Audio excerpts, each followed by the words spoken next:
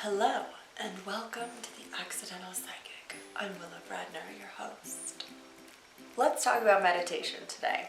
So, I think there's a lot of misconceptions around meditation. One being that you have to do it in this super quiet space on a pillow top with your palms up, and it can only look like this one way. Or that somehow you're going to be enlightened if you meditate, or that you're not allowed to sneeze, cough, think, breathe, pick your nose, whatever. Meditation for me is simple. It's just time to clear your head. And when you're at work and you can't necessarily get away and chill and close your eyes and ohm just right, I want you to know that there's another way. So, let's get started.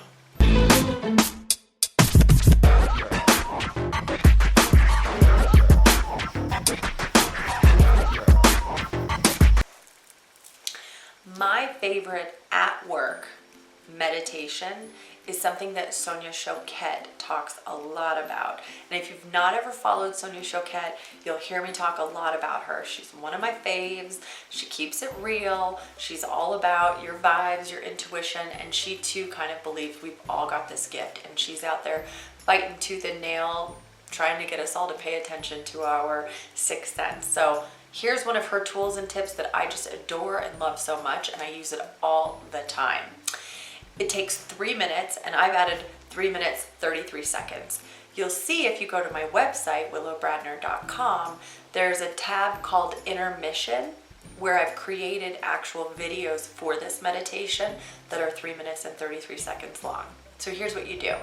If you're in your office, or worse, a meeting, and you're just feeling really ungrounded and you're just feeling loopy that day and you can't seem to figure out where you are or where you need to be, or you just feel like flighty and energetically blah, this is a great tool. So for the next 3 minutes and 33 seconds, I want you to dart your eyes around the room in a slow fashion. And you'll see my eyes move only because I'm going to tell you what's in my room. So, I spy a black cord plugged into the wall, and it hangs down to my modem. I see a light that has a sheath over it.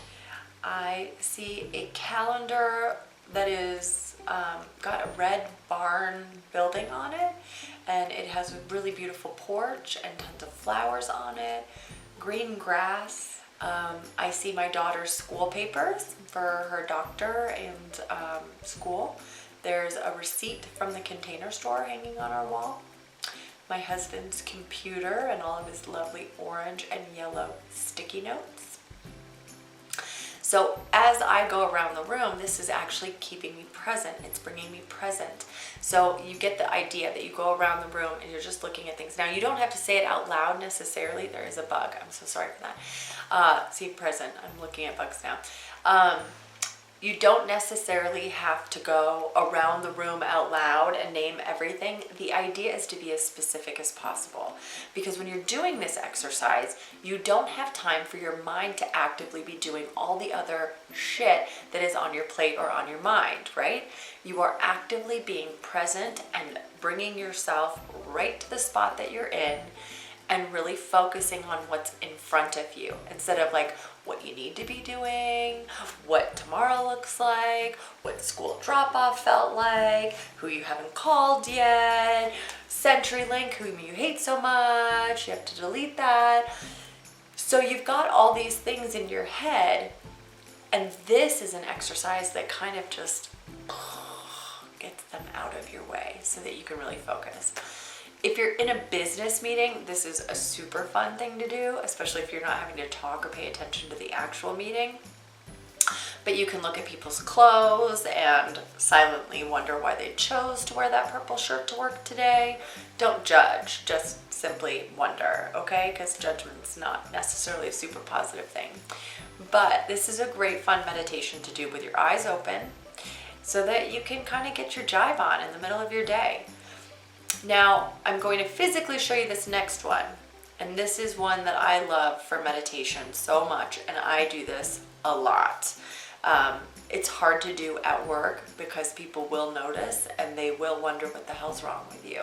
But it's a great one for at home, even if you're like done with dinner and the kids are running around, but you just need a little minute, but you can't find a quiet space because you have kids. I get it. So here's my next favorite one. This is called Legs Up a Wall. You can see my legs are up here. My head is on the ground and I'm just laying in an L shape with my legs up a wall. This is pretty much my favorite space. I love this, and when life is getting hectic and I just need a little chill minute and I can't seem to find myself in a quiet room to meditate, I'll just come here and lay down. And even if the kid is running around or the husband's speaking to me, I seem to be able to just ohm a little bit better here. So even if I'm not totally clear-minded, I'm able to just breathe a little differently. And this seems to get the blood flow moving in a different way. So I highly recommend trying this little meditation out. If you can get quiet and do this, it works even greater. But just breathe.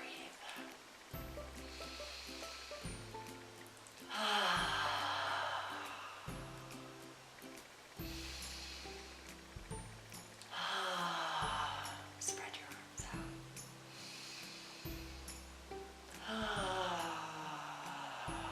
I do make the audible noise because it does open up your throat chakra into your heart chakra so that all of your energy can flow head all the way to toe, okay?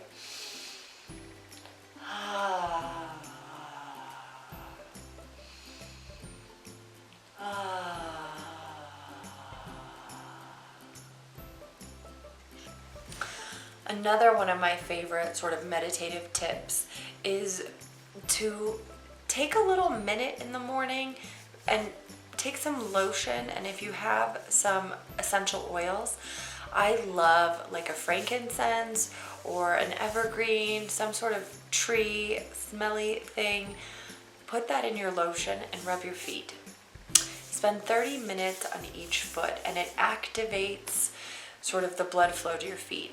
It's an accidental sort of reflexology. What I do when I'm doing it, again, I have a child, so I don't have a ton of time to meditate in the proper ways that people tell us to meditate.